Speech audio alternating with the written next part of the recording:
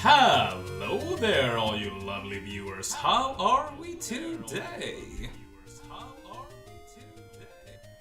I hope everything is great with you guys, because guess what?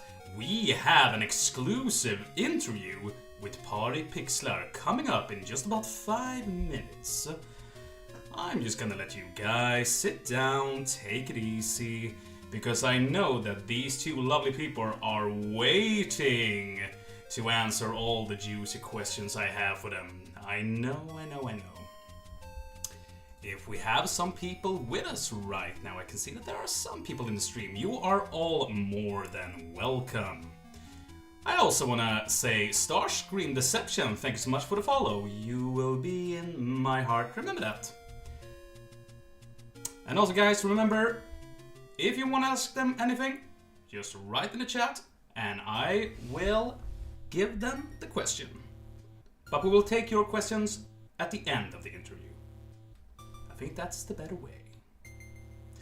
Just 4 minutes away, guys. We are 4 minutes away. So get yourself something to drink, maybe some popcorn, and then it's time for the interview with Party Pixlar. Amazing.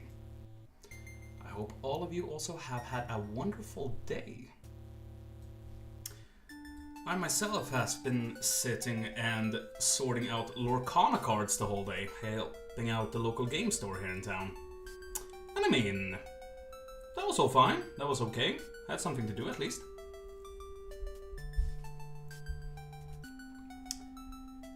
Also here in the background with some lovely classic 8-bit music.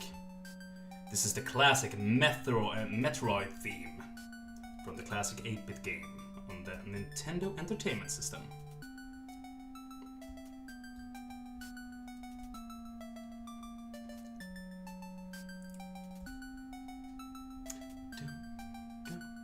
Dum, dum, dum, dum, dum.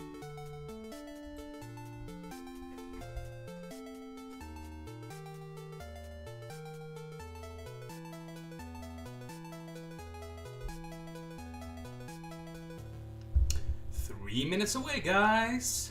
We're just 3 minutes away.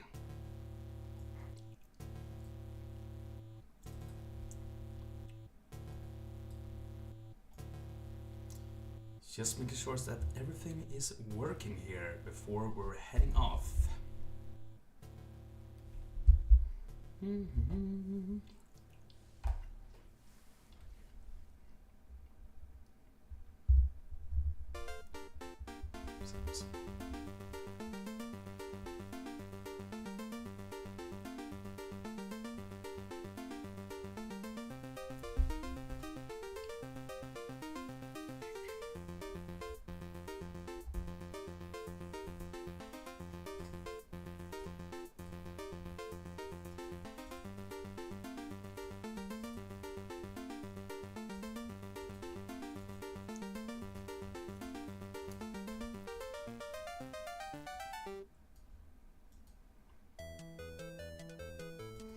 And a little bit of classic Tetris music here, also wonderful to listen to.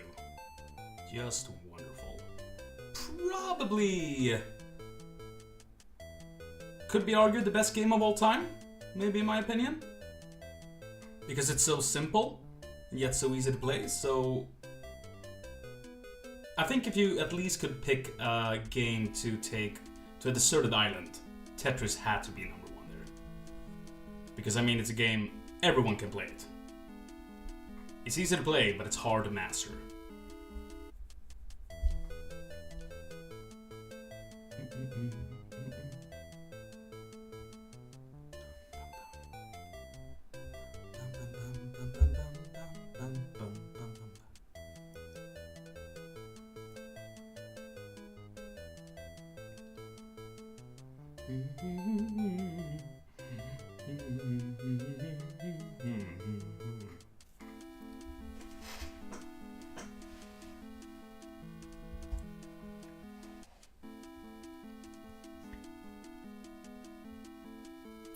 Guys, guess what? The time is nigh. Ladies and gentlemen, I have to tell you, this is one of the biggest things that's ever happened to me, because this is two people that I admire very much. I'm a big fan of their podcast. And when I wrote to them and asked, would you like maybe to come on my Twitch stream and have an interview? And when they said yes, my mouth went, what? I'm going to be interviewing these two people? Because yes, they are sitting and waiting. They are coming right now, live from the channel where they live in their revere. Here they are, Party Pixlar! Robin What's and up? Philippa! Hello. Welcome to the stream! Hello. This is unbelievable. Thank you very much. Thank you. Oh my god, I'm sitting with them. I'm sitting and talking with Party Pixlar. I can't believe it. This is unbelievable. What a warm welcome. The pleasure is all mine. The pleasure is all mine. You can understand. How are you guys? Yeah, I'm great. I'm sitting here talking to you with all the streamers. It's great. Yeah, it feels really great. Yes. It feels really great to be on here. It's we rarely do video interviews, so this is And probably especially the live. first one. Yeah, especially live ones. You should see how much stuff we edit out of the episodes. Yes, that very much. that don't make it to the air. So A bit nervous, Yep. I would say. yeah, You don't have to Like this. You don't have to be nervous at all. You don't have to be nervous at all. This stream is about you guys. So, are you ready? yeah. Yes, Let's go. I think so. Let's go. Let's go. with the questions. And the first one is pretty simple and it's pretty easy. We're gonna begin with asking, who are you guys? Who are Robin and Philippa? We are a married couple from Stockholm, and we have a podcast where we discuss video games, movies, especially horror movies, music, retro culture, and nerdy stuff. And we've been doing this since 2013. Yeah, it's a long-going show. Yes. And like you said, we have our main focus on like video games, especially retro games. But also we like to touch on stuff that that kind of it's in the same like cultural sphere, like horror movies and music and stuff like that. So the only thing that we really haven't touched upon is like trading cards and stuff like that. Yeah. Yet, though. But, Just because we don't know anything about it. don't say that. I have some. I knew a thing or two about the Pokemon do? trading card game. Yeah, I do. Okay. Maybe we can talk a little I hope that was a. But, yeah, sure. And educate me. Yeah. No Good. problem. I'm a big TCG guy myself, but I usually play Lorcana, the Yeah. Disney TCG game. So I'm not that big of a Pokemon. I love Pokemon, but if you would ask me like Magic the Gathering, I'm the wrong guy. I don't know anything about that. So Yeah, me neither. ask someone else, but not me. But as you said, gaming culture and especially retro culture is something that we Yeah. hear, Yes. we hear you talk about almost every week. But if we go back, to your childhood a little bit, how did it look like? Yeah. Because somewhere this fascination about gaming must have started somewhere, and it has to come from the childhood. Yeah. I'm born in 87, so I'm really old compared to a lot of our listeners and the viewers and stuff. But it all started out maybe around 1990 or something, 89 or 90, and I got my cousin's old Atari system with a lot of games. I didn't really know what to do. I didn't really know what it was. But maybe like a year later, I got my Nintendo, the 8-bit one, and I got the first 2 Mega Man games, and that's kind of when it started for me, playing like Mega Man 2, the first Castlevania game, Russian Attack. Those games had like a huge impact on me, and I never really looked back. I just kept going. I had like a period when I was like maybe 13 or something when I didn't play that much, but besides that, it all started with the old Nintendo and the Mega Man and Castlevania games. Those games are like deep within my heart. So yeah. And I think you're like a bit my bit younger. backstory is a bit different. I'm the youngest of 6 kids. So I grew up watching my older siblings play video games, and I was very fascinated by it from the start. I remember we had the NES game, of course, and we had like a modified PlayStation 1 console, so you could, play all kinds of different games. And the PlayStation 1 is my favorite console, There we so go. I remember we had There we go. Yes. Best console of all time. I can actually agree on that one. Yeah, the I'm first a PlayStation is totally Sony fangirl. Yeah. When we had like Resident Evil 1, Resident Evil 2, Tomb Raider was my go-to heroine when I was a kid, and Have you seen Crash the new Bandicoot. pictures of Sophie Turner? Yeah, as, Lara yeah, Croft? I saw that. Yeah. She looks and stunning. Yeah, I think so. It's very faithful to the original games, and I saw people were commentating like, no, it's not true to the original. And people commented like, what are you missing? Is the big polygon things. But I think it will be very good. Yeah, so PlayStation 1 is my go-to, from my childhood. Wonderful would say. figure. From another Sony fan to you as a Sony fan, because Yes. I am a Yes. big Sony fan myself. Jimstrom85, good evening Vera and our lovely pair of pixels. Hello Jimstrom85 and welcome to the stream. If you have any questions for Par E Pixlar, you are more than welcome to ask them away. But then also, the first memory of video game. Let us go back to, the first memory, when you first saw a video game for the first time. What hooked you on it? What was the special kind of game, etc.? I have a very special memory, and it wasn't really necessarily the first memory of video games, but I remember the first time I was like really blown away by a video game, and that was when my neighbors, back in the day you could actually rent video game consoles from your local store. You could go there and you paid like 100 crowns, and then you got a Super Nintendo with a game, and you could take it home and play it. And I remember my neighbors, we had like a barbecue or something, and my neighbors had just rented like the Super Nintendo, like the first week after the release of the Super Nintendo. And I came into the room while they were playing Street Fighter 2, and I was like, oh my god, a video game that it can't look this good. It should be illegal. It looks so freaking good. And I was like totally amazed by the graphics, and I was like, it's never gonna get better than this. This is the video game of the ages. It will never be as good looking as this game. I was of course wrong, but that is like the oldest memory of me, and that, I remember the impact that game had on me when it came to like I was completely blown away by it. The graphics and the music and the characters and the whole thing. It was like a movie but cooler in some way. I think we all have like a memory of that, like of the first video game that blew us away. That really was like, what was that? That was not a game. That was an experience. Yes. Yeah. Definitely. Yeah, it's hard to pick out the first one because I basically grew up with video games like all the time, but I have like a vivid memory.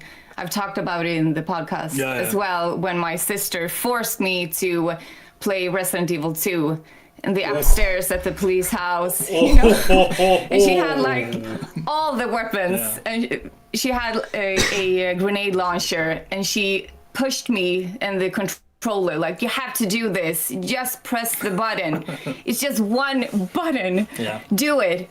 And I couldn't. I was terrified of that walking zombie that came toward me. I was so terrified, and that is a very vivid memory for me. And I got revenge on that zombie later in life. I'm actually surprised that you say Resident Evil, because I think that your earliest memories should be the horrible music from the game Rad Gravity on the Nintendo Entertainment System. Or Swagman. Swagman also, that's also a horrible game. Yeah, but when I grew up, I discovered World of Warcraft, and that was my hallelujah moment.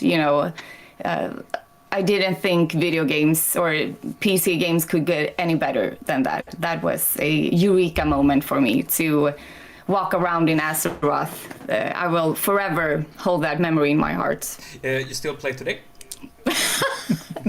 No, I don't. I played. I stopped playing like 8 years ago when we got our daughter. Yeah. I tried playing when I was pregnant with her, but I You couldn't reach the keyboard because you were pregnant. Yeah.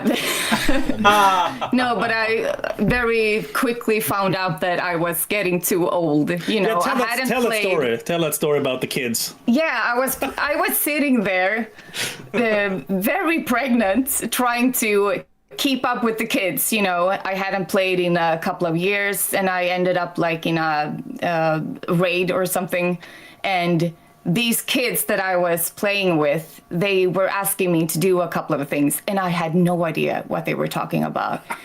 I've always played like a warlock, and they told me to do things, and I didn't know, and I panicked, so I just ran. I just Hearthstone, just get the heck out of there. Yeah. And then I'm too old for this. It's been too long.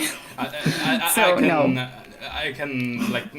know that feeling. Yeah, like when you're too old. Yes. Like when I was a big Counter-Strike player back in the day, and when I jumped on there, I had a 12-year-old. Haha, I owned you. How old are you? 12. I'm like, okay, I'm getting too old for this now. We have DK148. Oh, isn't it the world's best Robin and Philippa? Hello, DK148, and also thank for the follow. You will be in my heart. Remember that.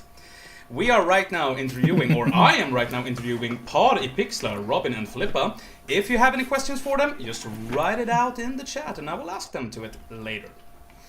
So, well, now it's time to talk about something that is close to, I think, all of our three's heart, really. And that is, of course, the podcast Par I Pixlar. A podcast you two started. But what is, maybe for someone in here who doesn't know what it is, what is Par I Pixlar? Should you take that one, or should I? Par I Pixlar is just our average discussion that we just happen to record. No, but it's pretty much that. That's how it started, at least. Robin, he wanted so badly to start a podcast about video games, and he was, thinking about who he should have it with. And at first, he wanted to do it with his brother. I'm sorry, maybe you wanted to. No, I can fill in the blanks here. I listen to a lot of podcasts myself, and I was working at this place where I could basically have headphones on for 8 hours a day, and I was like listening to a lot of the podcasts out there doing video game stuff. And to be completely honest, I love some of them, but some of them were really like bad. So I was like, I can do this way better than them.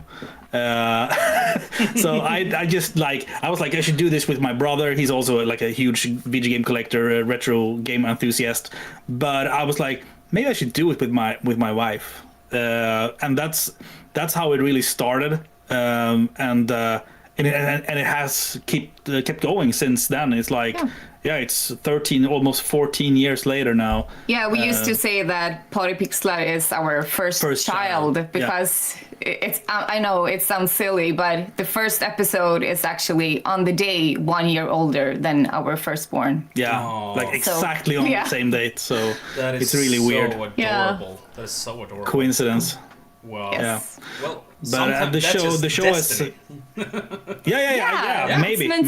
maybe. Yeah. And I mean, it's been we love doing the show, and we still do, even though like maybe we don't have as much time nowadays as we had before we had our kids and stuff. Nowadays you do full-time job, I have full-time job, and I also like a side job, and 2 kids and activities and music stuff, and so we're still trying to keep up and release episodes, but sometimes you have to wait like a few more weeks for an episode. But I'm sitting at home and like, when comes the next episode? When? Yeah. When? Yeah, I want to sorry. know. I want to know. I'm sitting like every Friday, like, no new episode. Okay, what am I gonna do today then? Well, nothing, I guess. Just sit at home. Yeah. Yeah, just sit, Waiting. Just sit at Yeah. home, waiting. But that's basically like the origin of the show.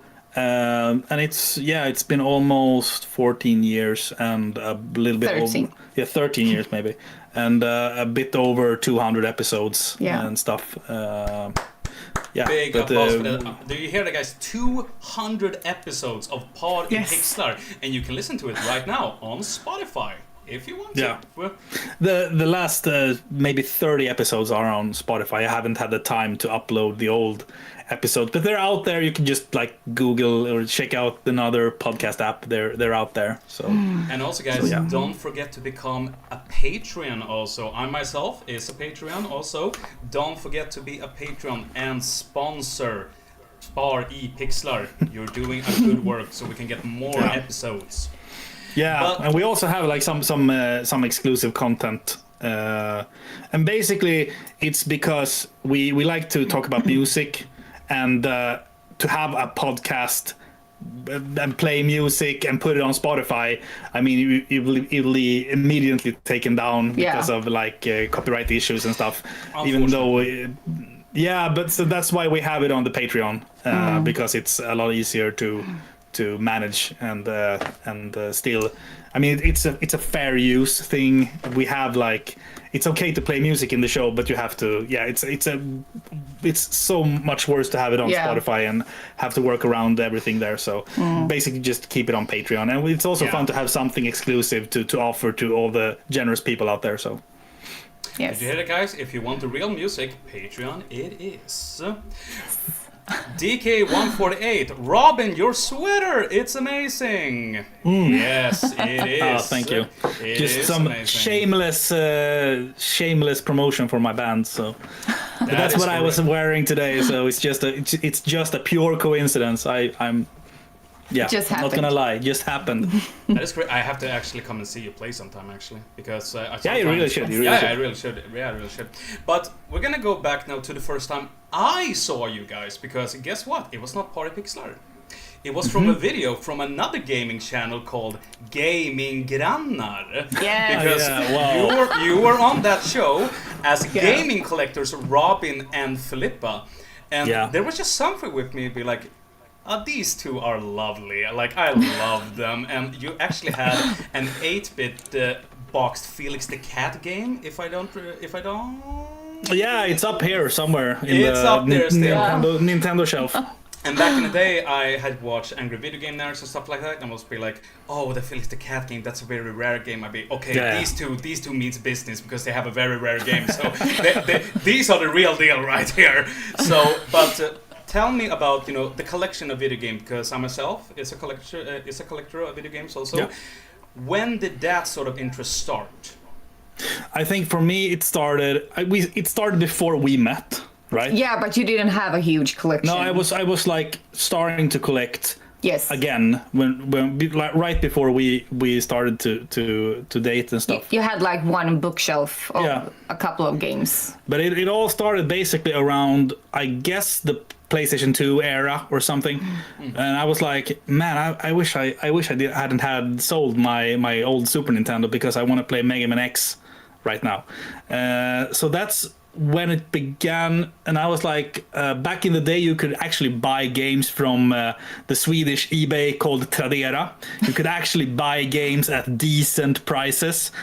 So I started to buy PS2 games, but I also started to buy every game that I had owned as a child, and every game that I really wanted to play as a child but hadn't had the opportunity.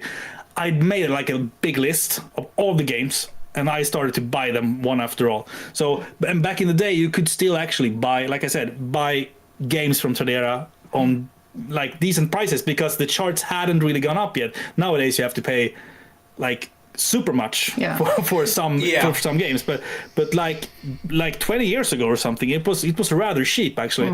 You could buy stuff like like complete in box games for like 200 crowns.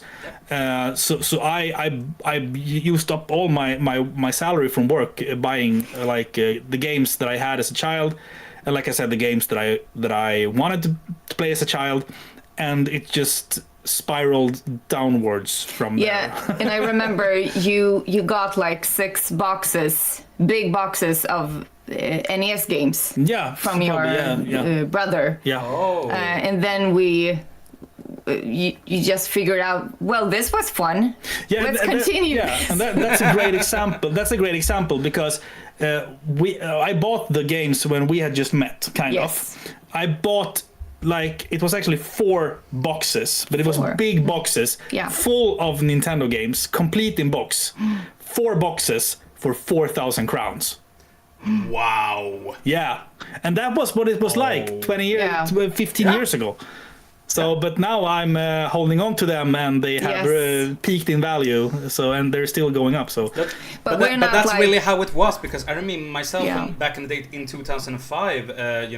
I started to watch Angry Video Game Nerd, and retro gaming wasn't a thing back then. So it was just funny watching those videos. But you could see somewhere like, okay, this guy has started something, like something is about to happen here, and it just took maybe 5 years. And all of those games were ridiculously expensive to buy. Yeah. And that's where I started collecting. So I was like, well, we got to begin somewhere. So I mean, let's take all the cheap ones and let's take the big ones later. Yeah.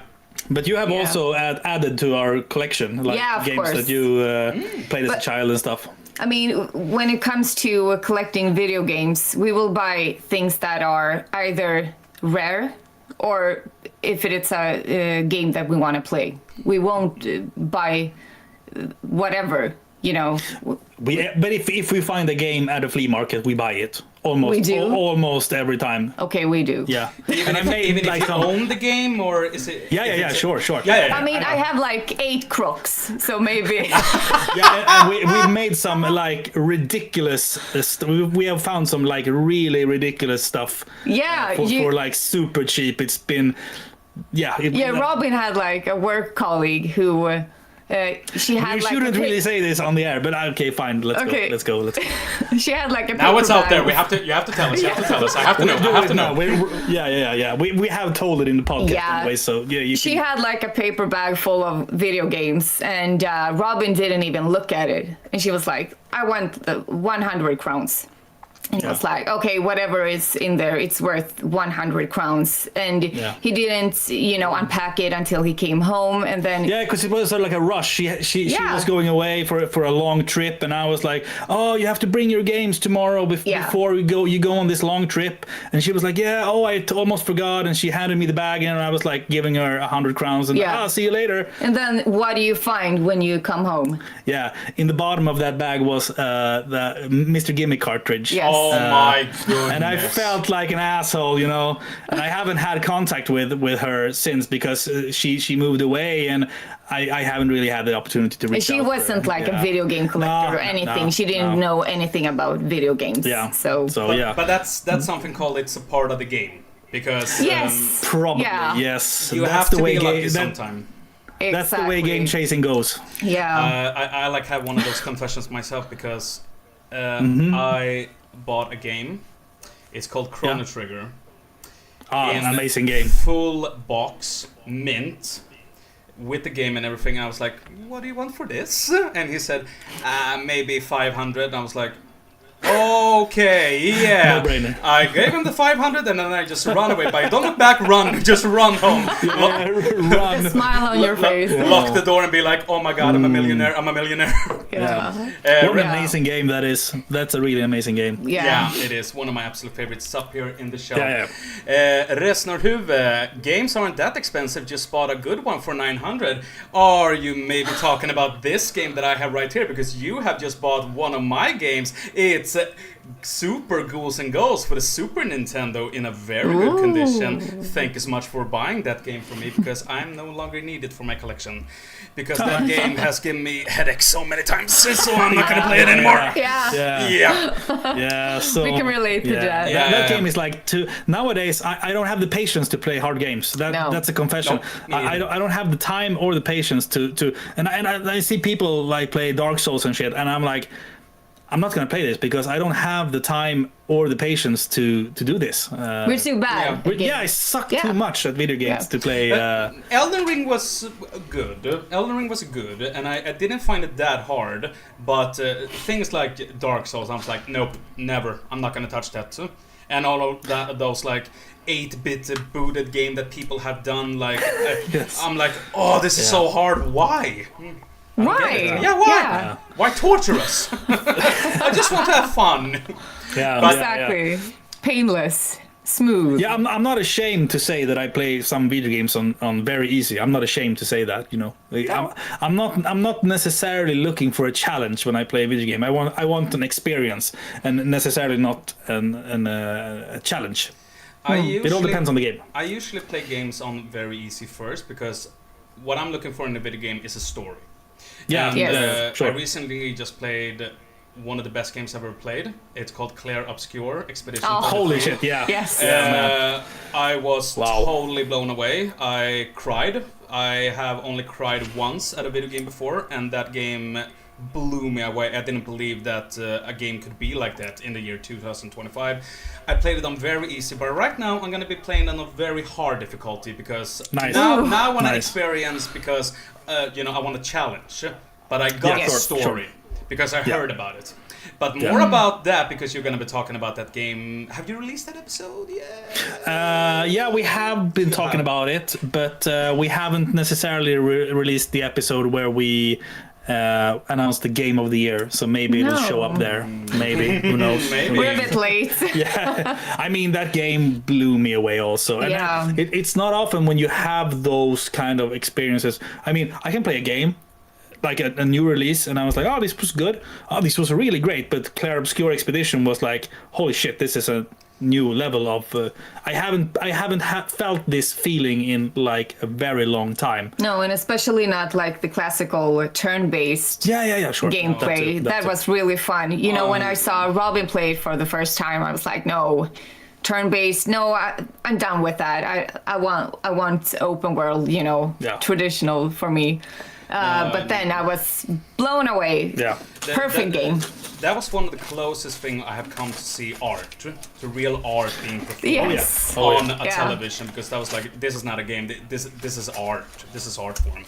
Yeah. But we're gonna move away a little bit from video games for a while, because you also talk a lot about films. I myself know about that because I have written to you. I have pleaded about one movie, The Visitors, with Kjell Bergqvist. I have written so many times. Please review it. It's so good. One of the best Swedish horror movie of all time, in my opinion. It's the best, and Kjell Bergqvist is wonderful in it. Yeah. Sure. It's Kjell Bergqvist in a modern rock fighting against demons. What more do you need? It's Kjell Bergqvist playing himself. Basically. Yeah, I figure it. Kjell Bergqvist, if you watch this, I really want to have you here on the channel and talk about The Visitors, because I must know everything about that film.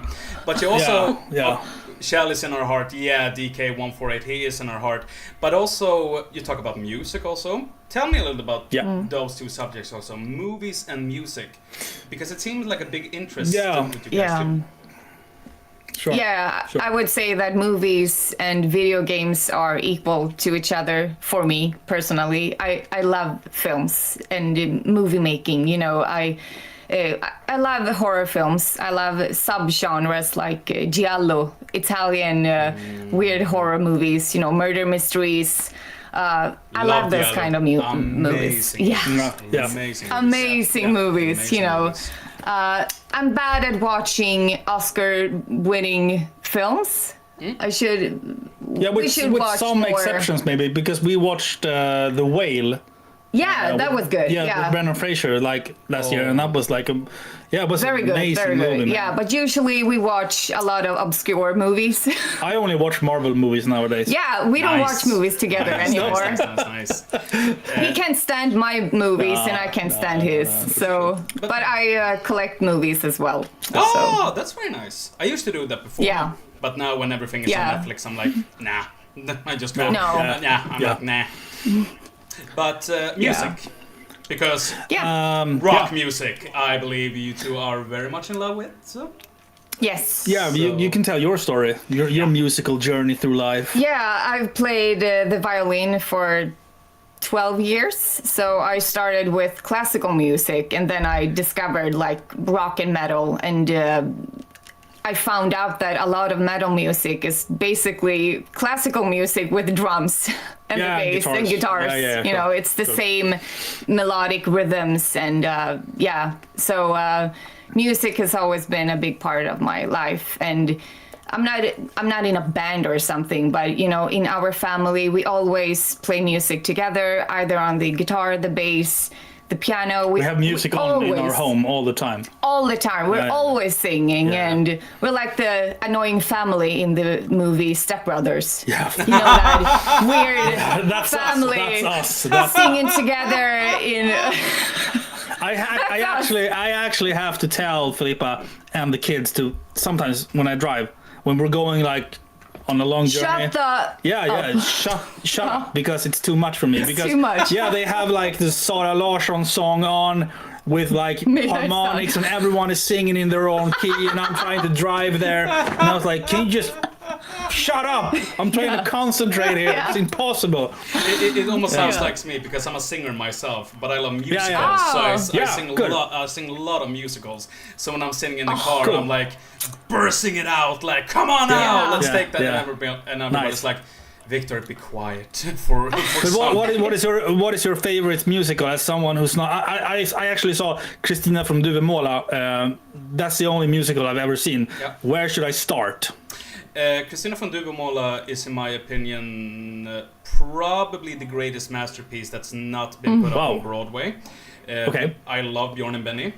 My favorite musical of all time, Phantom of the Opera. Because Okay, that's a good one. Fair enough. Because it's Phantom of the Opera. It's gothic. Yes. I love that. The story is perfect. The character is perfect. But if you want a good laugh, and if you want something so wholesome, the Book of Mormon, the creators of South Park. That one. Yeah, that one. Yeah, sure. Because I believe that Matt and Trey Parker are geniuses. They are geniuses. And when I saw that first, I was laughing. I was laughing so much I couldn't even stand up.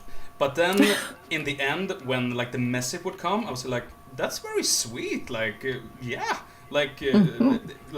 making fun out of religion, but at the same time they are like, "But religion is so like it's cozy. Like it makes you happy. Go do it." Jim Strom 85, my favorite musical is Chess. Chess has probably one of my favorite songs ever, Anthem. Tommy Sherberg. I mean, that one. Yeah. Jesus Christ. That one I usually sing at karaoke. You do. That's nice. I do. But let's talk about your band. Sure. Because you're in a band. Tell us. Yeah, this is like a commercial for shameless commercial. We are almost sponsored here on stream by Set Before Us. Yeah, sure. No, but the thing is, it kind of is connected to my relationship to metal music. I was maybe like 11 years old or something when my friend brought an Iron Maiden CD to school, and I was like, man, what is this? Wow, this is... I mean, I've heard metal before, but Iron Maiden, it's like the same with Street Fighter 2. Iron Maiden blew me away this time, and I started to collect all the CDs and stuff, and then I got into like cooler music, tougher, harder metal music, like Children of Bodom and a lot of the Finnish bands. Like it was still melodic, but it was like the screaming vocals and stuff, and I later discovered the Gothenburg metal scene with In Flames, At the Gates, and The Haunted, and a lot of those bands. And I wanted to do that. Yeah. I wanted to play music, but I didn't know music theory at all. I was like, I don't even know what a guitar looks like, basically. I just know that it looks cool. But so I was like, I can't play drums, I can't play guitar, I can't play the bass. What can I do? Can I sing? No, I can't sing at all. Can you scream like really, really, really loud? Yes, I can. So I started to look for bandmates, and I was like 14 years old or something when I joined my first death metal band in Stockholm, and I took the train after school to Nacka. So it was like 1 hour and 30 minutes away from home, the train, like every other day to Stockholm. And since then I've been in and out of bands for like an eternity. I mean, I just recently joined Set Before Us as a guitar player, and it feels great. We have our first song out with me as a guitar player. I mean, Set Before Us has been going on for, like, they go way back. They've been on tours throughout Europe, and they've been in Russia and the stuff, and Ukraine, and played a lot of shows. But this is I just like recently joined them, and the first single, like I said, with me playing guitar is actually out since like 2 weeks ago. Congratulations, I have to say. Yeah, thank you very much, man. No worries at all. I'm still trying to figure out how to play guitar, but even though I've been doing You're it really good. I've been doing it for 20 years. But You I'm can sing as well. Yeah, You learn by doing. You learn by doing. Yeah. And I'm still very humble about it because, I mean, there are so many good guitar players out there. So yeah, I'm still learning. Always will be learning. I'm so how happy to for play you, the guitar. and I will make sure to come and watch you guys sometimes also. And also Yeah, listen you to the definitely song. should. I definitely should. Thank you. No worries. Well, now we're going to talk about the future for Party Pixlar. How does it Sure. look like? You know, if we can get enough of your wonderful podcast, because I've just listened to that episode and it was so good.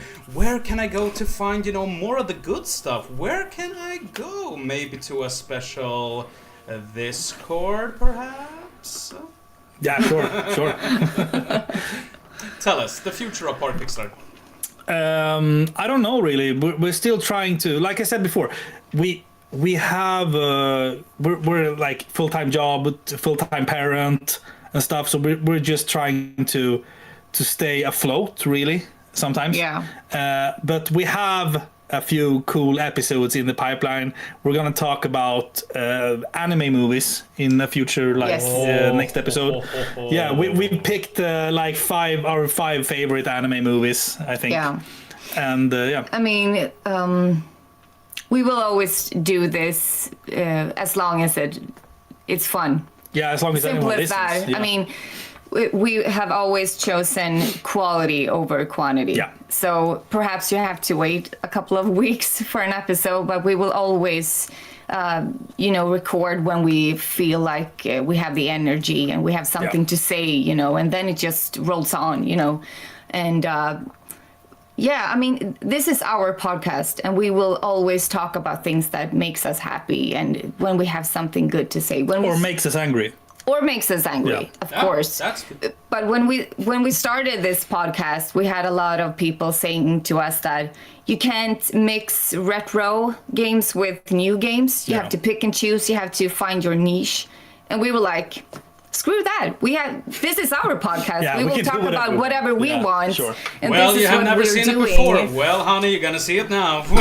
So, I mean, Exactly, Yeah, and yes, that has worked for us. And I think the foundation in our podcast is our chemistry and our discussions, and Yeah. and as long as we have that, we will continue. Yeah. So yeah, the future looks bright. Yep. I think. Yes, I think so. And I would we're say always that you should keep doing what you're doing because you don't know really how much this podcast means for some of us because it means a lot. Thank you, man. And also Thank what you. you are doing for the gaming culture in Sweden in general, actually, because you Thank are you. one of the absolute biggest, in my opinion, gaming podcasts that are out there that still touch on the subject that is retro gaming. So Yeah. you Yes. are doing an amazing job. Keep doing what you're doing. We will be you. waiting those 2 extra weeks.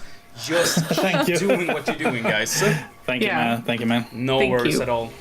Did you have something else to say there, Robin? No, but yeah, we're always open for new experiences. If you have like this game that you really want us to play, just like send us a text or something on our social medias and stuff, and we can definitely look it up. And like Filippa said, it's all this podcast is our podcast, so we like to mix like retro games and I have this new game that I really want to talk about, and I got this movie. Okay, we can do like a theme of movies. Like we did that show about war movies and stuff like that. Yeah. Yeah. We've done like a lot of different stuff, and Yeah, we're in always open for stuff like. That's why we call just that don't do like me, segment guys. Don't Sideways. Yeah. email them about the visitors. Don't knock on the door. When does the visitor come out? I want it now. no. Just don't do that, Yeah. guys. Just ask them nicely. Don't Yeah, sure. bombard them with messages.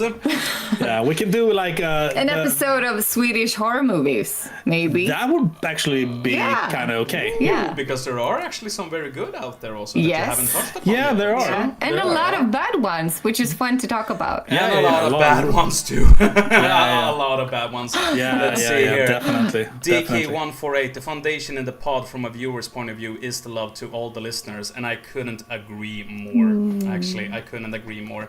Take your time as long as you need. We will be there when you are ready to release. Jimstrom85, you said it, my friend. You said it, my friend.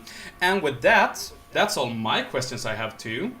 But now, let's get into the games, because I have some games here that you're going to play right now. Okay. Okay, nice. We're gonna begin with the top 5 RPGs of all time. So I'm gonna give you an RPG. You're gonna put it somewhere on the top 5 list, but you cannot change Oh, your shit. answer after this. You cannot change the answer. This is life or death here. Life or death. Not change the answer. Okay. So And we played together. Yeah, you sure. play together, so you have to discuss here. But the first one I'm gonna bring up is gonna be the number 1 because it is the greatest game of all time. It is Kingdom Hearts, so we can put it on the top 1, can't we? Kingdom Hearts. I'm not no. really sure. And that's all I heard about from Robin and First Filippa one. for today. So thank you. Goodbye. No, I'm just kidding.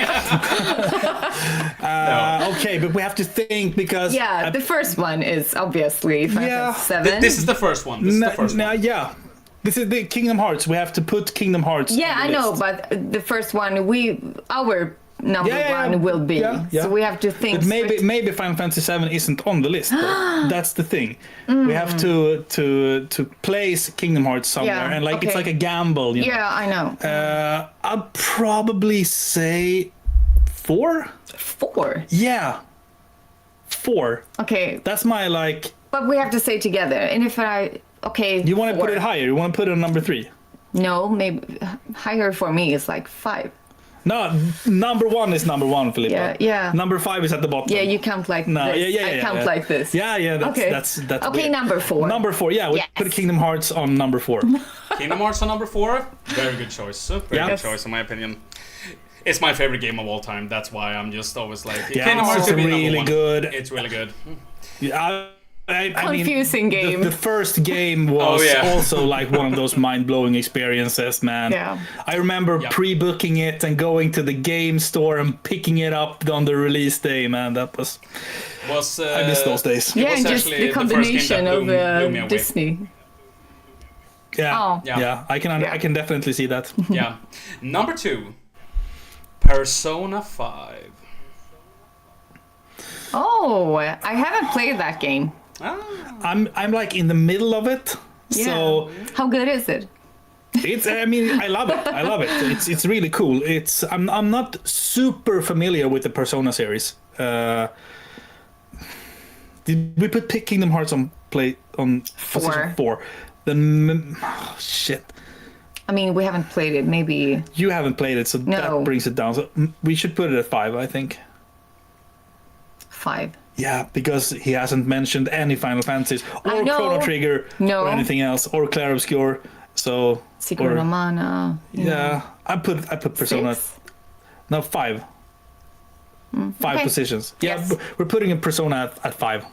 Which I can accept since you haven't played it. It's a very good game. One of the absolute Yeah. best RPGs out there, in my opinion. Yeah, I'm But- currently playing it, so Yeah, it's a long game though. It's a very long game. yeah, So, yeah. I know. Number 3. Clair Obscur Expedition 33. Oh, now it becomes hard. I'd put it as number 2. But what if? Yeah, it depends on what the rest of the games are. Yeah. But I'm gonna Okay, reserve a spot. It won't Number come. 1 spot. It won't so I'm gonna say Number 2. yeah, number 2. Yeah. Yeah. Which is, in my opinion, yeah, could easily be number 1, in my opinion also. Sure, Yes. sure, but Yes. I'm still waiting for that special game to be on number 1. Special so, one. Yeah, you never know if you're gonna bring Maybe it up. So it comes, yeah, maybe it doesn't come. I don't know. yeah, maybe it won't. Maybe it won't. Nice. Number 4, The Witcher 3. Oh. Yeah, it has to be number 3 then. Yeah, probably. Yeah. Yeah. Number 3. That's easy. Yes. Number 3. That's actually a pretty easy choice. Then we have Good the game. last place, which is number 1, reserved for the last game. And I can say that this game begins with an F. Yeah. Then it's an I. Final, it says here. Fantasy 7 Remake. Yeah. No. Easily number 1. Yeah, sure. Final Number Fantasy Not 7 fond of Remake. remakes. Yeah, man. Oh that my- game. That game has. I had to like pause like every hour to just take things in and You're over-exaggerating. yeah, I'm super overexcited for those games, but I mean those games are the original Final Fantasy. If you ever listen to our show, you know that game like changed my whole life and stuff.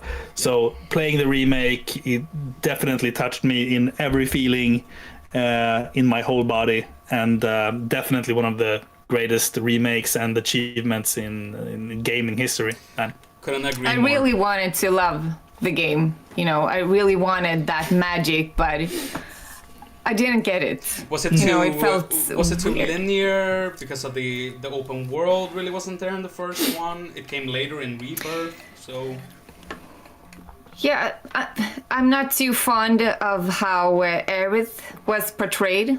I think she was portrayed too childish, you know. I didn't, when I played the original, I didn't see her as this childish, you know, child woman.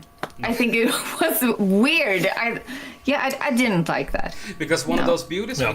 with the old RPGs is that there were only text. You had to make up the characters Yeah. yourself, Yes. how they Yeah, talked, how they Yes. acted almost. So I can understand that because when it comes something like now when the Zelda movie is gonna come out, we are so Yeah, used sure. to see Link and Zelda in a special way. So now we're gonna see them Yeah. on the big screen. It's gonna be like that's not how I imagined it, but it's still. I mean, it's okay, but Yeah. it's not just how I Yeah. imagined it. That's almost Mission Impossible. Exactly. yeah. Yeah, it's Yeah. really hard with remakes. And They can- but I think that Nintendo learned like a really big lesson after releasing the 90s Super Mario movie, because that was like a huge train wreck of a disaster. Yep. And then there were no Nintendo movies for like the longest time. It wasn't until like the Super Mario Brothers movie a few years ago that changed that thing. So I mean, they are putting every egg in the same basket here when doing a movie about Zelda. Yes. And but actually I have big faith in Nintendo, it looks because good. I mean when I saw the actors that's gonna play Link and Zelda, I was like, yeah, that looks like Link and that's definitely Zelda. So I was like, that movie's gonna be great. Pretty I'm much. telling you right now. pretty much had the same reaction. Like, yeah, they look like them. So Yeah, I was like, yeah, they look that's like it. them. So they Yeah. nailed that. Yeah. Well, Yeah. and there yeah. we have it, though. We have Final Fantasy VII Remake as the greatest RPG of all time. Fantastic there. Fantastic list. Now we're going to go over to 10 quick questions. I'm going to give you a question. Yeah. You're going to answer quick. Lord of the Rings or Star Wars? Yep. Lord of the Rings. Yep. Black Sabbath or Iron Maiden? Iron Maiden. VR or no VR? No No VR. VR. PC or console? Console. Sega or Nintendo?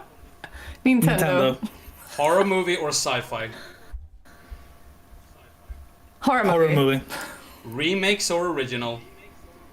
Original. Originals. Yeah.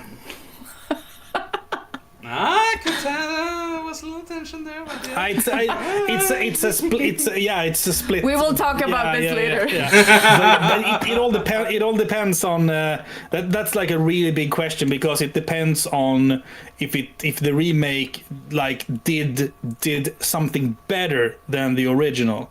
And I mean, Silent Hill 2 remake, it was really good. Does it compare to the original? Maybe not. Final Fantasy VII, the remake was amazing. Did it compare to the original? Maybe not. But there are exceptions of games remakes that are better than the originals. So it's a really tough question. Oh, like Resident Evil 2 remake. That was much better than the original, in my opinion. Yeah. That was good, good, but the original is always the original. Yeah. The original. I mean, it all depends on if you have a relationship to the game. Yeah, like the childhood trauma of standing in the upstairs police Probably, house. something Yeah. like But I'm Yeah. actually going to say a pretty early remake. That was the Resident Evil on the GameCube. Yeah. Yeah. That's definitely better than the 100 original. times better than the original. Yes. sure. And I would Yes, say that's that a great I would game. say that it's a remake. I would say it's a remake. Yeah. Sure. That's one of the best remakes Yeah. in games. Yeah, Yes. Definitely. Probably, in my opinion, the best they've ever done, actually, is that one. Because it was just, Yeah. Yeah. Then, let's see. Or maybe games like, when the Resident Evil 4 remake came out, I was like, when I played that, I was like, maybe I don't have to go back to the original ever again, because it was the original game, like an extended version of it, and I was like, I don't think I'm being totally honest now. I don't think I'll ever play the original again, because the remake is the original and a bit more. I would agree with that. I don't think I'm ever gonna. I would touch the original, maybe just of the nostalgia bit of it. But Sure. Yeah. I would say that PS5, when I got it, I was like, this is gonna be Resident Evil 4. Yep, it's Resident Evil 4, and it's as good as it ever was. So why should I touch the original again? It's much better. I have bought the original 7 times. I think I have 7 different versions of it. So yeah. Maybe now we I can come wasted back to even that more question. money on buying the remakes. Which game actually is the one that you own the most? But let's continue here. Okay, yeah, sure. Yeah. Stand or sit down at concert? Oh, on a concert. Stand up or sit down? Oh, nowadays it's definitely sit down. I will say stand up. All right. I sit down. You sit I'm down. too lazy. But Flippa standing. That's good. Yeah, she's younger than me, so that's okay. That's understandable. Cinema or watching movies at home? Yeah. Oh. Watching movies home. Yeah, at home I'd say. Yeah, because I don't like people in the cinema. So. No, it's weird. I don't like it. People nowadays, they don't have any shame.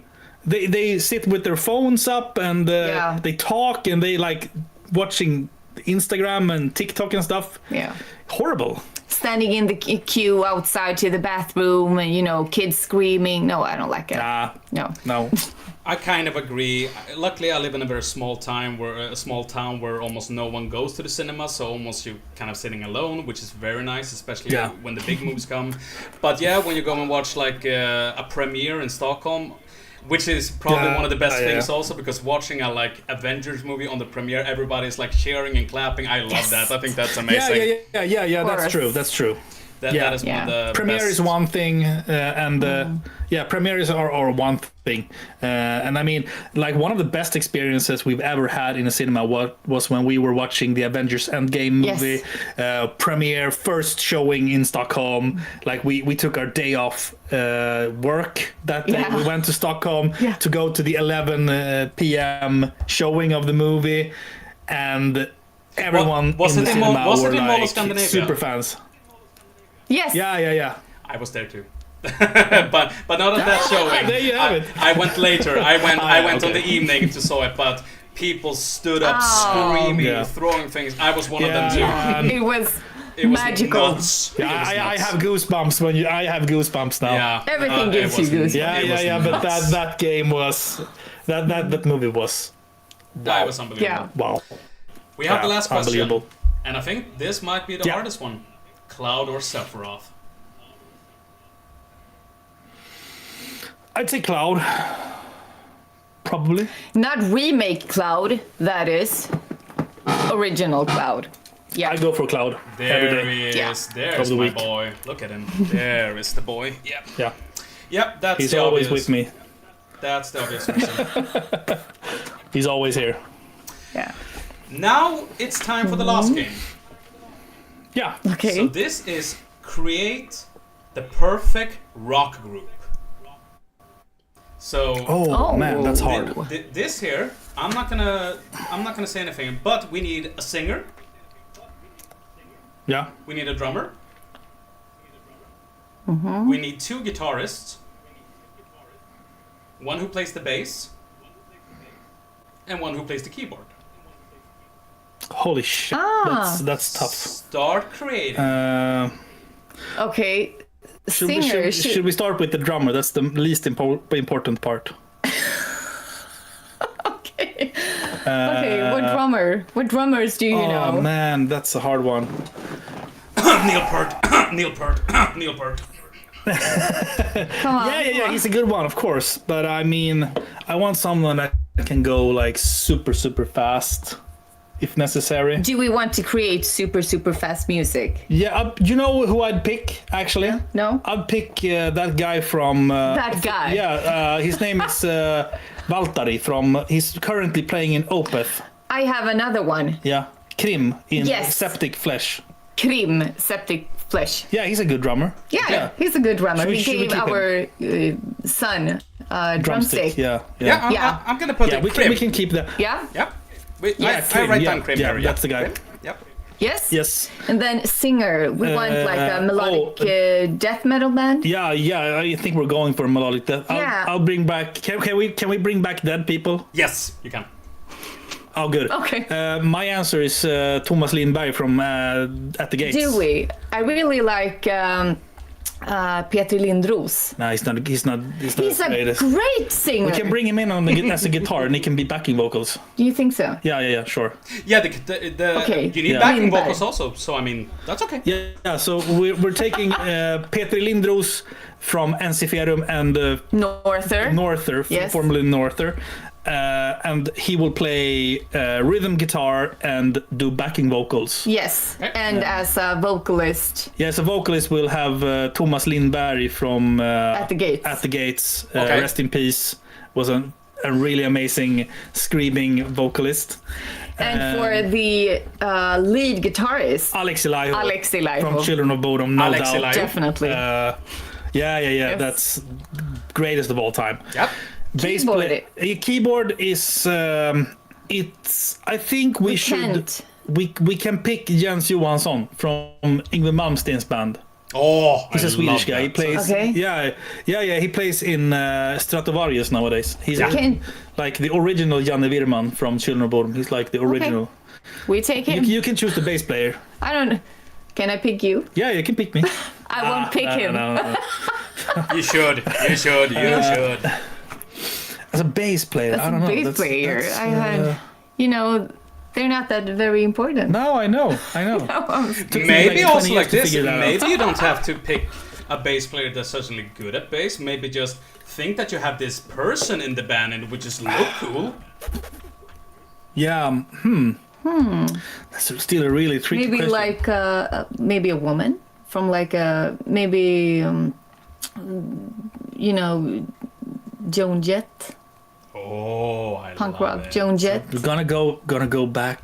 back in back in time, maybe. Yeah, Or another. maybe. I'm still trying to think. Didn't one of the girls in Heart play Yeah, she the did. bass? Yeah, she did. I don't know. Yeah, but I like Paolo from Trivium. He's a great vocalist also. Okay, sing. we'll go with Paolo from Trivium. Paolo! Yeah, Happy. Yeah. He's a good singer also. That's nice. Okay, so now we have to put it Yeah. down there. As singer, we had, was it Thomas Lindberg? Thomas Lindberg, yes sir. Thomas Lindberg as the singer, that's great. As a drummer, we have Krim. Yep. Yep. As guitarist number 1, we had Alexia Liu. Yep. Yep. As guitarist number 2, we had Norther as also the backing vocalist there. His name is Petri Lindros. Lindros. Peter Peter Lindros. Lindros. Peter Lindros. So Yeah. just gonna write it there. Peter Lindros. Then we have as the bassist Paolo, and then on keyboard we have Jens Johansson. Yeah. So there we That's have a it, great guys. band, man. That's a great band. I'd Yeah. love to hear, man. That's You heard it insane. here from Party Pixlar, the greatest band of all time. Well, Hemp Heldén is not on there, so I mean, yeah, I will watch it still. And that was actually the last game I had for you guys. So guys, guess what? Nice. It's time for questions from the audience. Guys, ask away anything you want. And I have seen, guys, you have written a lot here in the chat. I was actually gonna go back here and see here. There we go. From Jimstrom 85, an underrated game, an underrated band, and an underrated movie. Ooh, underrated game, movie, Underrated movie and band. and band. Okay. This was hard. Yeah, but it's not necessarily. Don't you think so? Band, I would still go with melodic death metal band called Dimension Zero. It's Jesper from the old In Flames. His solo stuff, basically. Obviously. Yeah, Dimension Zero. And movies, I'd probably go with. That's Do a we tough know one. any horror movies? Like Yeah. really, really good. Oh wait, but that's maybe like the Candyman so the Candyman movie. That's like a big. Yeah, Hollywood yeah, movie. yeah. That's Wow. really, really It's- good. it's- It's it's an great easily forgotten movie. Yeah. I think Yeah. because people when they talk like really old horror movies, they're like, oh, the Silence of the Lambs or The Shining. Candyman is always like forgotten in Yeah. during it was a 90s movie, but still really really good. I have also, you know, I have a remake for once that I really think is good, and it's a remake of Evil Dead from That one's 2013. It's like the only remake I think is better than the original. I love the original; it's a classical, but the remake is so gory. It's so, you know, so scary, and it's so good. And I love that movie, and I don't think it gets the praise it deserves. Nah, you know. maybe not. Actually not seen that But one. game. So maybe I could. Oh, you take a should. look. Oh, that's Yeah. really it's really really good actually. Be prepared. It's terrifying. I love it. I love Underrated it. game. Underrated game. I would go with Operation Win Back to the Nintendo 64 and the PlayStation 2. It's like Metal Gear Solid before Metal Gear Solid. Yep. I love Basically. it. Yeah. I can't think of any. It was really You can hard. say Red Gravity again. No, it's not good. I will say, okay, I will say Swagman.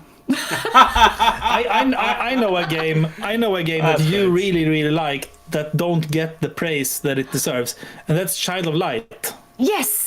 Yes. Yes, Child of Awesome Light. game, and you haven't played it yet. No, I played like an hour of it, but I know that you like it a lot. Yeah, I love that game. Robin never plays any game that I want him to play. That's you the know. horror game on Well, PlayStation 2, right? Child of Light is on the PlayStation 3. is it that old? Yeah. It's an RPG. Yeah. like action RPG from Ubisoft, I believe. Yeah, it's like a Metroidvania. Yeah, Yeah. that game. Oh, now Yeah. I see it. Now I see it. And it's like it's like a fairy tale. They talk like in riddles, and it's rhythmic, you know, and it's great. And the music is like one of the best soundtracks ever in a video game. Yep. So check it out. Will do. And band, we said band. Yeah, you have to pick a band that's underrated. I know that you have a Finnish band, Yeah, Slowfall. Slowfall. Yeah, I listen to a Slowfall. Finnish melodic death metal band. Sorry for answering your questions, but No, I just thank took you. your mind here. It's good. Yeah, thank you for the help. Yeah. Also, we have from Jim Strum 85 here an overrated game, an overrated band, and an overrated movie. Ooh. Oh shit. Okay, I have an overrated movie.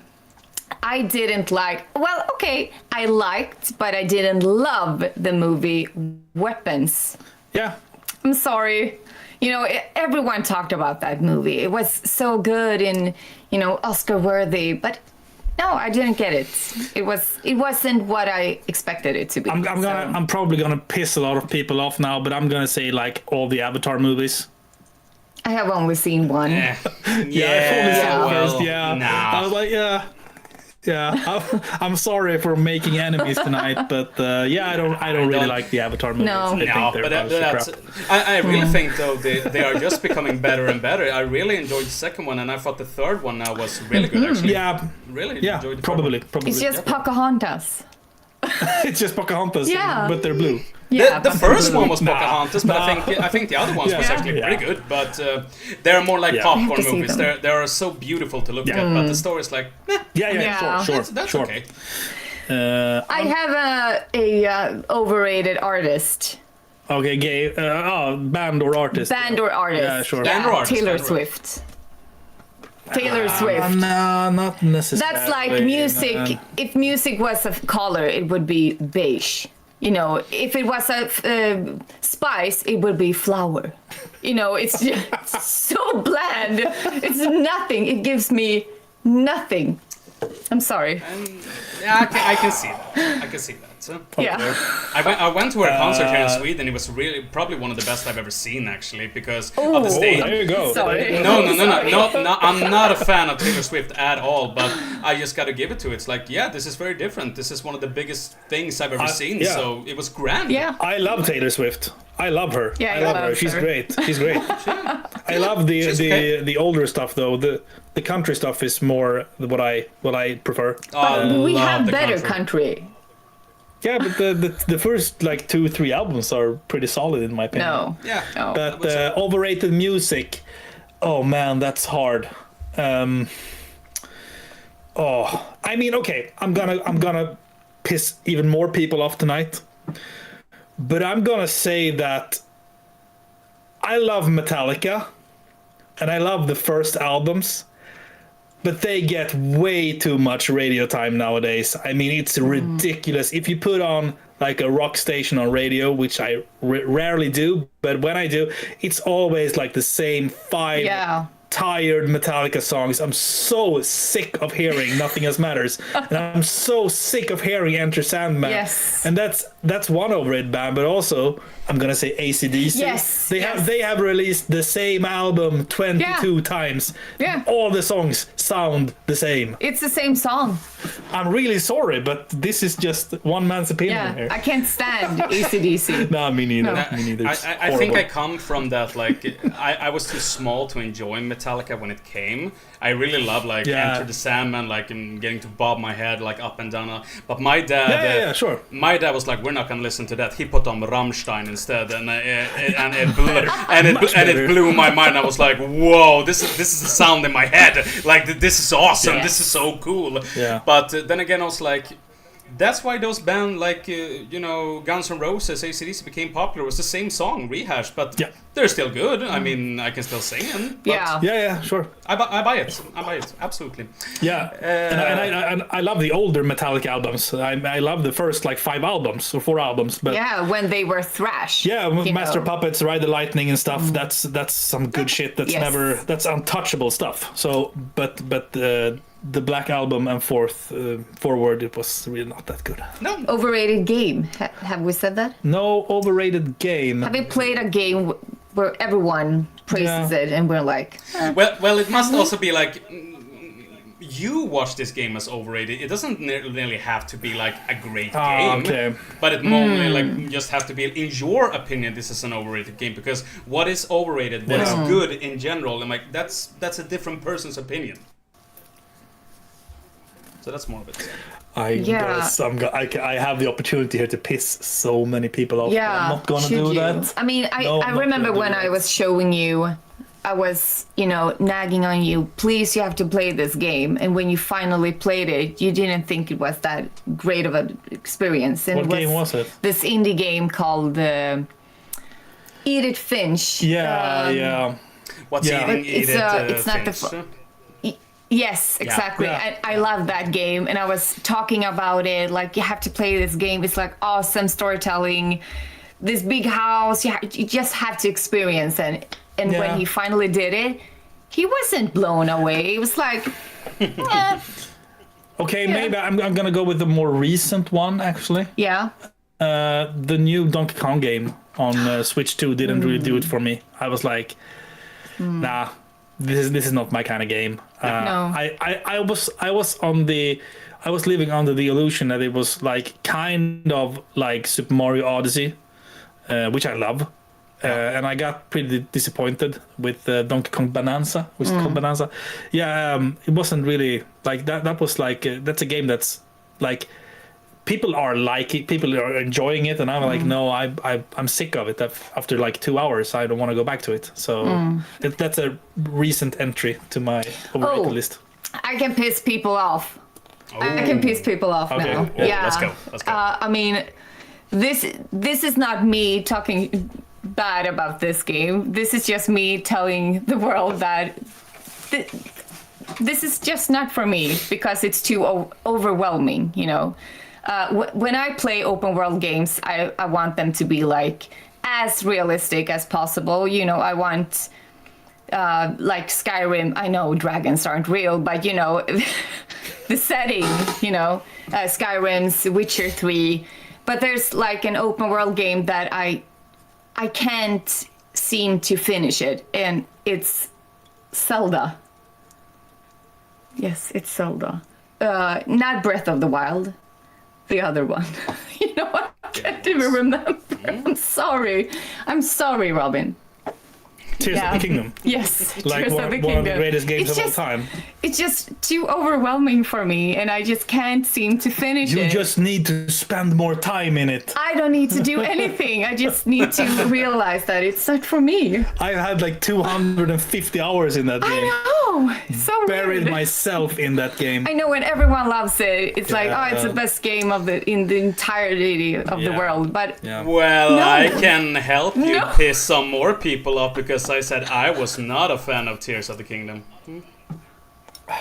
Come you on, see, guys. there you go. You're, was not. you're objectively wrong. here. Loved Breath of the Wild. Love Breath of the Wild. Yeah, But that I was good. did That was not really get good. into Tears of the Kingdom.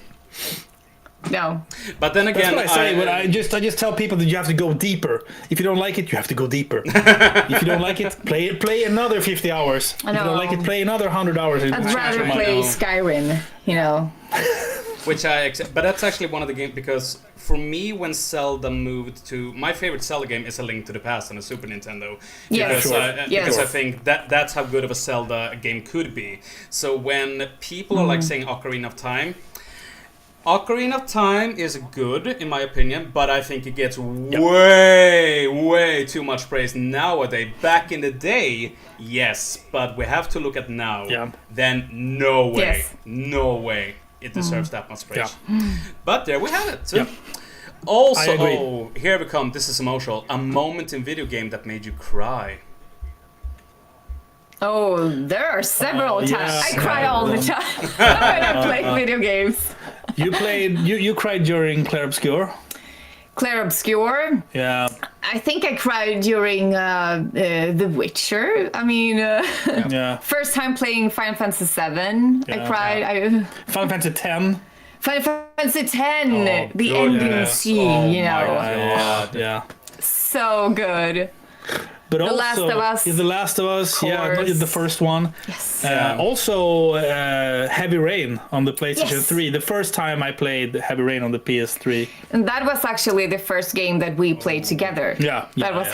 Heavy Rain. Oh, Yeah. very good game to Beyond start Two with. Souls. Yeah. Yes. It's a relationship tester. A test if you're meant to be with each other. That's Yeah. that's a good one. exactly. But are there any more games that I've cried to? Like we said, Clair Obscure. Yeah, you get- I know one. The last the Metal Gear Solid 4. The ending of Metal Gear Solid 4. Oh. That's a beautiful scene right there, actually. Beautiful That's scene. something else, man. Yeah. That's really something else. Yeah. Wow. Those games, man. Yeah. Actually not play them yet, but I know. If I could go back in time, I'd unplay them and play them. I wish I could play them for the first time again. Ah, Yeah. well Wow, then. those games are good. I just have to play it then. Did you play the new one? The remake of the third one? Snake Eater. I have it on. It's on the shelf here, but I haven't started it yet. But I heard it's to be pretty continued. Good. I heard it's pretty good, actually. Yeah. It's basically like the same game, but with better graphics. So it'll probably be kick-ass. Yeah, it's probably it'd be good because I've heard also Yeah, Snake Eater. yeah. Love the song. Probably one of the best video game songs Yeah. of all Yeah. time. Snake Yeah. Eater. Yeah, I definitely. love that song. That's a song I have on my playlist because I Definitely. love it. Definitely. Fun to sing as well. Fun to sing as well. Really good. A moment in a Yeah. video game that made you mad at a character. Oh, yeah. You've had several. I've had several. Yeah, I hate the dog Barbas in Skyrim. You hate Renoa from Final Fantasy VIII. Rinoa. Yes, Final Fantasy VIII. She's. Yeah, I don't like her. You really don't like it. You don't like Aerith in the remake of Final Fantasy No. VII. And a lot of the characters in Final Fantasy 15, you know, the guy squad. The K-pop squad. The That's my K-pop. favorite. I love That them. All of them. that was K-pop Demon Hunter before K-pop Demon Hunter even was yes, a yes, thing. thank you. That's the first Yeah. one right I there. love them. It's a good game. Yeah, I love them. Yeah, and I think I cried to that as well. Yeah, the ending really screwed me up. I It's never really finished it. I really never sad. finished it actually. So maybe I should finish it. Oh, you should, man. Yeah. You definitely should finish it. The ending is The worth ending is it. really, Yes. really good. Yes. Then I will go for it. Yeah, you should. Someone who's annoying. Without spoiling anything, I'm gonna say one of the guys in the 5th Star Ocean game, Till the End of Time. I'm not gonna spoil it, but it's a guy, and he's annoying, and I really want to do bad things to him. And if you play the game and experience the story, you will know exactly what I'm talking about. So, yeah, that's a great game, by the way. Never played actually any Star Ocean, but You should. because I love the Yeah. RPG, and that's an RPG, right? Star Ocean. Yeah. Super Japanese RPG. Oh, love those. Love those. Yeah. Let's see. Do we have any more questions, guys? If you have any more questions, be my guest and answer them here. Do you have anything that you look forward to in 2026? Top 3 hype. Top 3. I only need one, and that's Resident Evil Requiem. Yes. Yeah. Yep. I will so backseat that game. You will backseat the hell out of that Yes, game. I will.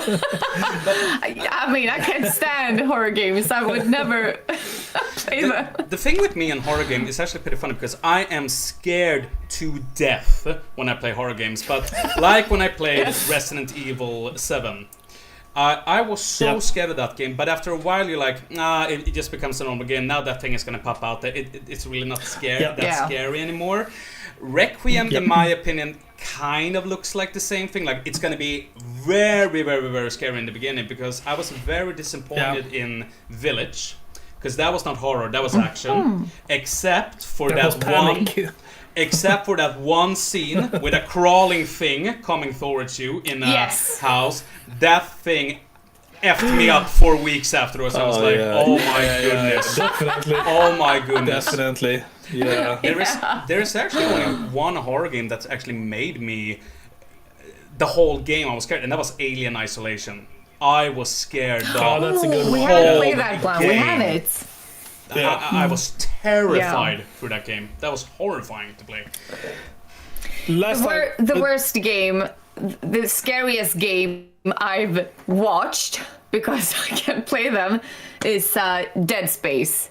I mean, even if I weren't the one holding the controller, I couldn't help myself. I was screaming. I had to have a pillow. I mean, I became a child when he played that game. It was terrifying. They It's are the pretty worst scary. game of all. Yes, But so good. In more recent times, the Silent Hill 2 remake, during the part where you're in the prison, that thing was like... I had a hard time actually playing because my concentration was all over the place because I was so full of impressions. Like, it was really dark and you had this like very small space of light, and it was sounds coming from everywhere and banging sounds, and you couldn't really see much, and you've always had that feeling that you were chased by something, and that really, like, I was so happy during the remake when I knew that we're at the hotel now, so things are gonna get easier from now on, and there aren't gonna be any more like bosses and like hard enemies and stuff, because the prison, that was intense. Man. I had like, I couldn't sleep after I had played because I was still, my brain was still processing like all the sounds and everything I'd seen, dun dun dun dun dun dun dun all the time. I was like, that was traumatizing. Yeah, that was traumatizing. But also, the scariest games of all time. That's actually a game that's gonna take you maybe 1 hour to beat, and that's the PT demo. Yes. Yeah. Oh my god. Yeah. Yes, definitely. Yeah, I can't argue with that one. That's true. I remember the first time. Really horrible. Yeah, it was horrible. But Kojima, what a genius for making that. What a genius. Yes, I love that guy. I love that guy. We have a question from Semus80. Okay, Philippa. Real now. What do you really think about Robin's wonderful dad jokes? Well,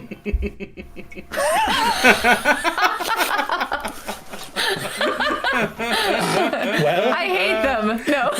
Oh, they're wonderful. They're I mean, I love them. I can always tell when he's written the game, the joke himself. Yeah. I can always tell because they're not very good. Yeah. But I get them from everywhere. I get them from colleagues at work, and I get them from like I get them from different sources, and sometimes you can actually tell that I'm the creator of the joke because those are the really bad ones. Those are my jokes. So. But some of them are really good. Sure. My laughter is real. Yeah. But the whole point of it is that they're supposed to be really bad and cringe. That's the whole point of it. They are wonderful. I laugh so much every time because that's my humor. I was like, ha ha ha. Yeah. Good. Someone's appreciating them. That's great. Yeah. Keep on doing it. More.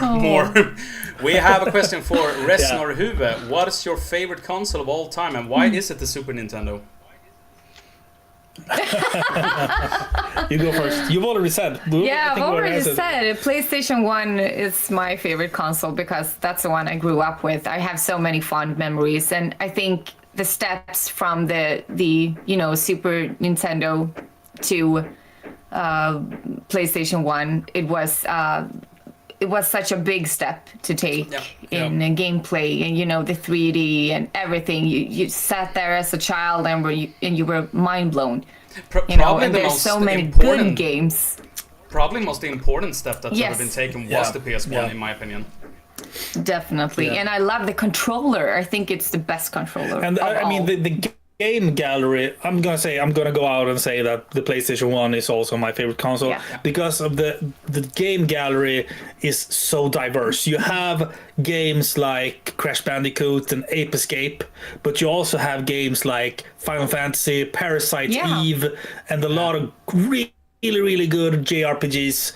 And it's like a huge gallery of games, and it's also the first time that you encountered 3D games like for real. Like when I started playing the first Tekken game, was like, whoa, yes, what is this, man? Definitely. Yeah, and the cutscenes and stuff. So I'm gonna go out and say the PS1, definitely. Yeah. And the horror games on PlayStation 1, which are several Resident Evil, Silent Hill, they look very unique in this PlayStation 1 graphics, you know, and it makes them really scary. Yeah. Not even to mention Clock Tower that is on PS1. Oh, that's great. Great horror game that is so underrated in my opinion. That is a scary game, Clock Tower. Love it. Love it. Yeah. And it's actually inspired by, we talked about Giallo earlier. It's inspired by Suspiria with No, there's another one. But the one with the ceiling, coming from the ceiling, that's from Suspiria. Well, yes. Yeah, that scene is also in Clock Tower. Coming from the glass ceiling and stuff. So, Clock Tower is. I would love to see a remake of that game. Oh. Yeah, there is one, but not 3D. No, I mean like PlayStation 5. Like a real new one. Sony, do really it. Cool. You will make money, I promise you. Jimstrom85 is asking, what is the best Jaguar game? Jaguar game. Whoa. Oh. That's a tough one. That's a tough one. I'll go with Cybernoid. Probably. I think it's called Cybernoid because of the Angry Video Game Nerd episode. Where did you learn to fly? Where did you learn to fly? Yeah. Is it that one? Where did you learn to fly? Yeah, that annoying. The green face. Green woman. Yeah. I haven't played any Jaguar, so I can't say anything. I don't think I've ever seen one actually in real life. I've never touched one actually. No, me neither, to be honest. I'm just making shit up now. No. Well, I gotta have to take the time to ask you also because this whole thing I do is also most about TCG and board games. Do you have you played any TCGs or board games? Because you mentioned Pokemon there a little bit, so talk about it. Okay. I was like I don't remember how old I was when the Pokemon craze started, but I bought the Pokemon Red on release day, and I went to the cinema to watch the first Pokemon movie. And when I booked the tickets, I got this really weird card with Mew on it, and I was like, okay, what's this? This is different from the Pokemon cards I have, because I had some Pokemon cards, but those were like the collective cards, not the trading card game. I got collection cards like with pictures of Pokemon, and I was like, this has like numbers and stuff on it, so it's part of a game, I believe. And so I went to my local toy store, and I was like, do you have Pokemon cards? And they were like, yeah, we just got them like a week ago. So, okay, but how do you play them? Oh, I don't know. So I just bought maybe like 3 packs or something. I had like the Charizard. I had the Blastoise. I mean, so I learned how to play it I got a CD with like a CD-ROM game that I put into my computer, and that was like a game that told you how to play the card game. So I started to learn it, and I taught all of the kids on the street how to play the card games. And I think we were like maybe 10 or 12 kids that actually were active playing those card games. And then something cooler came along, and we all threw away our Pokemon cards, and that's it. Yeah. Sounds I mean, I had Pokemon cards, and everyone I knew had Pokemon cards, but I knew no one that actually played with them. Yeah. We just collected them. So as I think many kids did back in the day, just collecting them, just putting them on a big pile, you know. Yes. But our son has he's collecting Pokemon cards, and he has some of the old the old cards from the first booster packs and stuff. So I get really nostalgic when oh man, I remember having this Magnemite card and this Machamp card and the Genghis Khan card, the Mewtwo card and stuff. So he has like some rare cards, but they are nowadays. It's for me. It's more like nostalgia to watch the illustrations on the cards for me, as a personal opinion. But yeah. I can understand that. I mean, I'm a player in Lorcana. That's the Disney TCG game that's been out for like 2 years or something like that. And I love Disney. I'm a big Disney fan. So for me, that was... I always love playing games. I don't know, video games for me has sometimes, they come and go. Like sometimes I play a lot of video games, but mostly I like to play with someone and also face to face. And I think there was something just with board games and TCGs, just meeting people, talking to people. I just enjoy that much more now than just sitting at home playing a video game and talking over the headset, for example.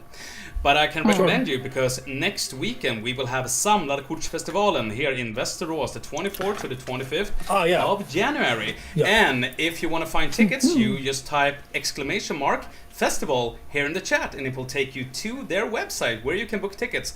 I am going to be there. Nice. I'm going to be teaching Lorcana to everybody. So everyone who wants to learn Lorcana, come and seek me at Röda Goblinen.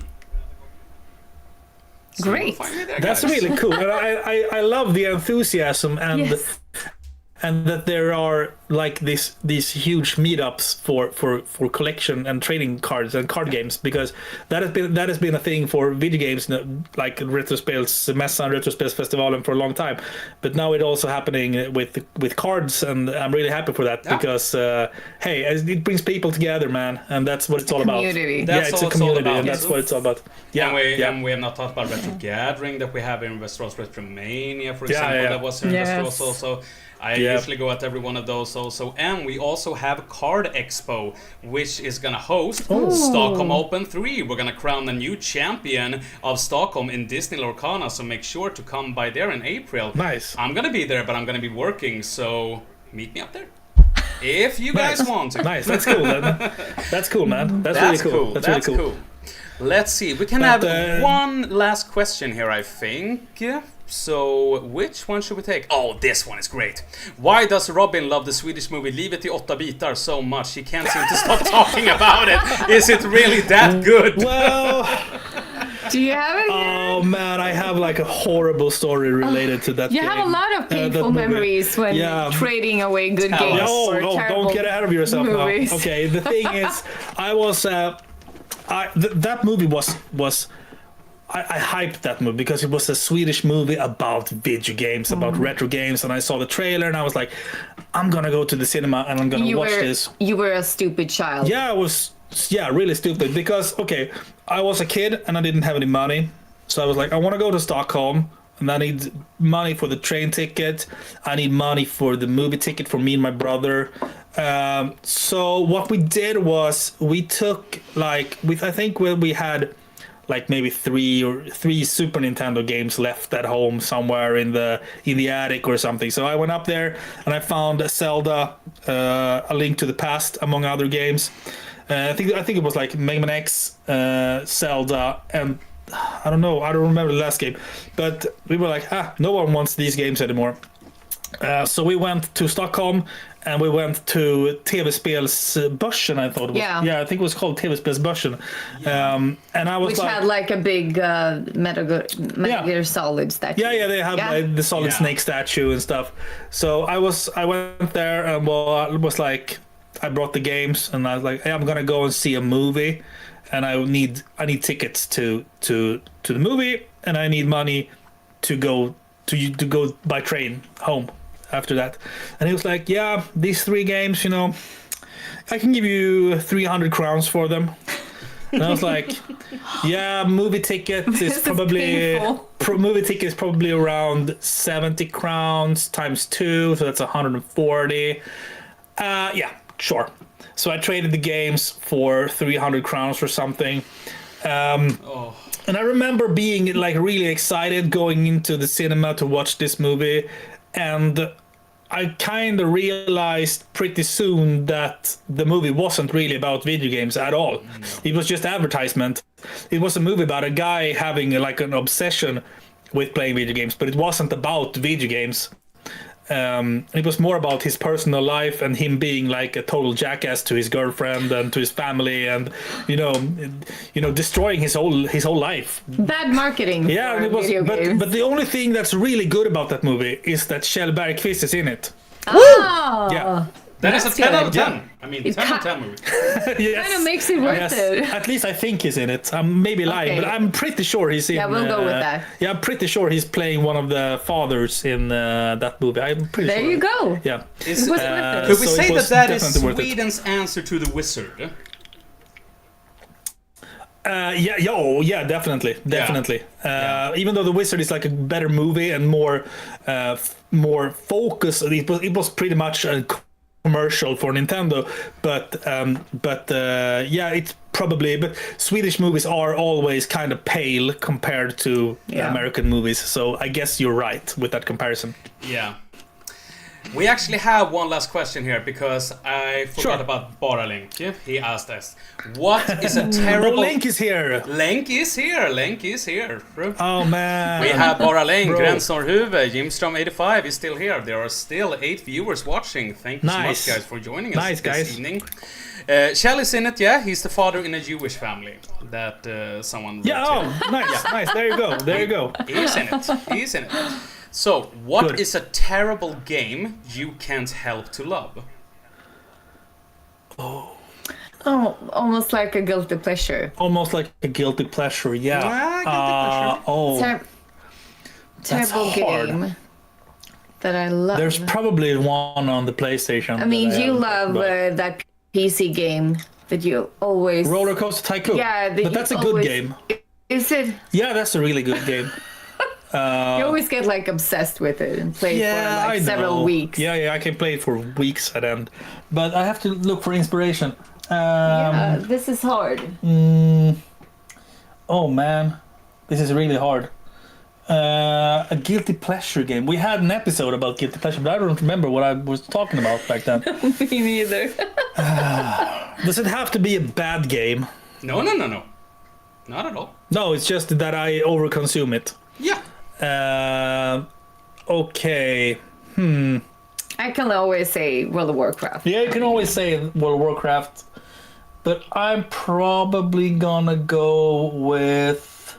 Yeah, I have one for Robin. Marvel Rivals. Oh yeah, Marvel Rivals, definitely Marvel Rivals. Yeah, wow. You I'm can a- play it Yeah. for hours, you know. I yeah. played it myself. I was maining Cloak and Dagger and Punisher. Ooh, nice. Yep. But Nice. but I'm retired now. Yeah. I'm considering retiring. Good for as you. well. Yep. This is not healthy for Yeah, Robin. I do main with Namor and with Jeff, and I do mainly mains with Namor, but I also play a lot of Jeff and Scarlet Witch and the Thing. Oh, Those Oh, are my The Thing. guys. great time. Yeah, he's a Great big defender guy, also. big guy. Big guy. But Big guy. overrated game that I don't like that I like. Okay, there's one that's on top of my head now, and it's a game called Legend of Legaia. It's an RPG on the PlayStation. Yeah. Yeah, it's really not that good, but There was I have a this. lot of hype for that game. Like that was gonna be Yes. the big game, but it was a Yeah, failure, right? It was advertised as like a counterpart to Final Fantasy, Yeah. and it was like a slow mess. Really, the combat was too hard and too slow, and there were too many random encounters. The dungeons were too big. You died all the time. The battle system was like, I don't understand this. But it was. I love the idea of the game, but the execution wasn't really that good, actually. I can understand that. I would say actually, I've started to play Final Fantasy VIII. I never played it before, Yeah. and Yeah. I would say little thing. I mean, it's very different. Like you don't want to level up, for example. Yeah. You don't want to level up at all in the game because it gets harder. Yeah. But the thing is with me, when I play an RPG game, the first thing I do is like, we're gonna farm XP. We're not gonna care about the game story for like at least a week. We're gonna farm XP now. Yes. So we're gonna be overpowered later. But in Final Yeah. Fantasy VIII, they were like, Yeah. you're not supposed to do it. And I was like, oh, okay. Well, You that's have to GG. depend on strategy, and also learn how to become good at the card game, because that's going to help you out later on. I hate that in game. What? You don't like Yeah. the card game in Final Fantasy VIII? I mean, I like the idea of having like a secondary game in the game, like Yeah. a Gwent or the card game Queen's Blood in Final Fantasy Remake. Queen's Blood, but I don't want the game to be love dependent on the secondary Yeah. game. You know, you have to finish this in order to progress in the story. Yeah, I yeah, hate that. sure. I totally hate that. But it's actually funny that you mentioned card games, because now we have one last question. Because at the end of each interview, I'm gonna ask. Yes. I'm always asking my visitors to ask something to the next one that is gonna be up on the interview. Yeah. And you have gotten a question from Emil Björnfot. He's a very famous person in the Swedish Lorcana community, building decks and stuff like that. And he has sent you guys Nice. this question: what card game right now in TCG though should be remade to a completely new TCG? You decide how the game should be played. Ooh, man. That's a tough one. A card game. Yeah.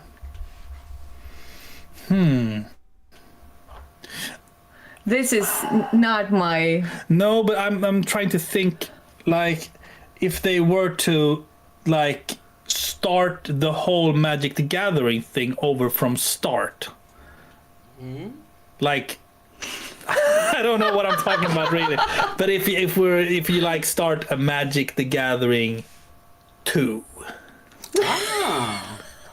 Well, I don't know, man. Okay, let's say if you could take a franchise, for example, a video game franchise that doesn't exist as a card game yet, what would that be?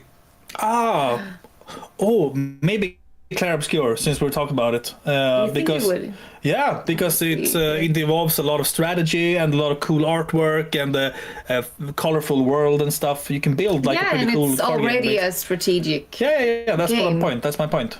Clair Obscure, the board game.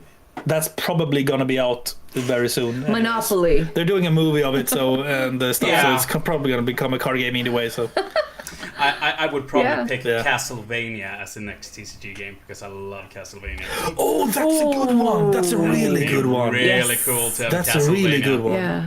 Wow. To have like vampires against Finding vampire Dracula's hunters, that would be Yeah. so cool. Yes. Yeah. Yes. That's cool. But guys, now it's your turn. You can ask the next person or persons anything you want, but I want it at least to be in the sphere of gaming, TCG, board games, etc., stuff like that. Ask away anything you want. I have an idea for this one actually. Since we got the question. Okay, What are you thinking? I'm thinking about we are how am I gonna put this? The person that's gonna get this question, we're gonna get a USB stick from him, and on this USB stick you had to put one movie, one game, one album, and one card game. Maybe if no, that doesn't work because it's a USB stick. But still, you have to pick one. We found like we found your USB stick, and on this USB stick we found this movie, this album, this game, and instructions how to play this card game. So pick 4 of them. So Yeah. does that work? It works. Yeah, good. I love that. That is amazing. Let's see, Yeah. I'm gonna write it down here. Jimstrom 85, Easy Mega Man would be a great card game. Oh, that would actually be a pretty cool card game. Oh yeah, with all the bosses and stuff. Yeah. Yeah. Resnor Huve, thank you so much rebooting for the Mega Man, follow. so- You will be in my heart, remember that. What were you gonna say, Robin? No, I was just they're gonna reboot Mega Man, so he's coming back. He's coming back. Yeah, he's coming back. Don't know for how long though. He'll probably be 2 games and then complete silence for 15 years again. But Probably. Maybe we have a Mega Who Man knows? Legends on the PS1 game or a Mega Man 64 again, and we all know how that went. I want a remake of the Mega Man Legends game. I think that would be pretty cool, actually. Could be cool if done like in Metroid Prime style. Yeah. Think about Yes. that. Yeah, With, yeah, like, sure. First-person shooter. Yeah. That would be pretty cool. Yeah. I do that. Yeah. Do that Sure. too. I bought a game.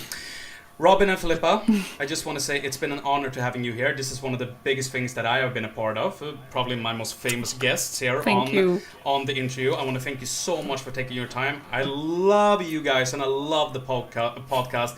Keep doing what you're doing because you're doing a big deal for us in the gaming community and having a wonderful pod for us to listen to. So I just want to say that. Thank you very much, and the pleasure has been on our side. Yes. Definitely, man. It's This has been great. yeah, really fun. Really And fun I- questions. so also, much. really good Yes. show, man. No worries, Yes. no worries. And I would like you to hang tight for a little bit. I'm gonna talk to you after the stream also, because in the meantime, we're gonna say goodbye now to Robin and Philippa. I'm gonna talk to you guys soon. But guys, Yeah. say goodbye to Robin and Philippa for now. And thanks Bye-bye. to Party Pixlar! Well, guys, there we have it. Jimstrom85, thank you so much for the follow there also. You will be in my heart. Remember that. Guys, we have been sitting for 2 hours. It's been 2 hours it's been 2 wonderful hours talking with Robin and Philippa. All the questions that you guys have asked, wonderful to hear, wonderful to hear. I will try to make this episode available at YouTube at once, so all of you can watch it in afterhand. There's gonna be the next stream is gonna be on Sunday when we continue the adventure of Kingdom Hearts, guys. We are in the end game. We are gonna find Ansem and we are gonna beat him. But guys, until then, I just want to say you are awesome and stay awesome. And thank you so much for tonight's stream. See you on the next adventure. But bye for now.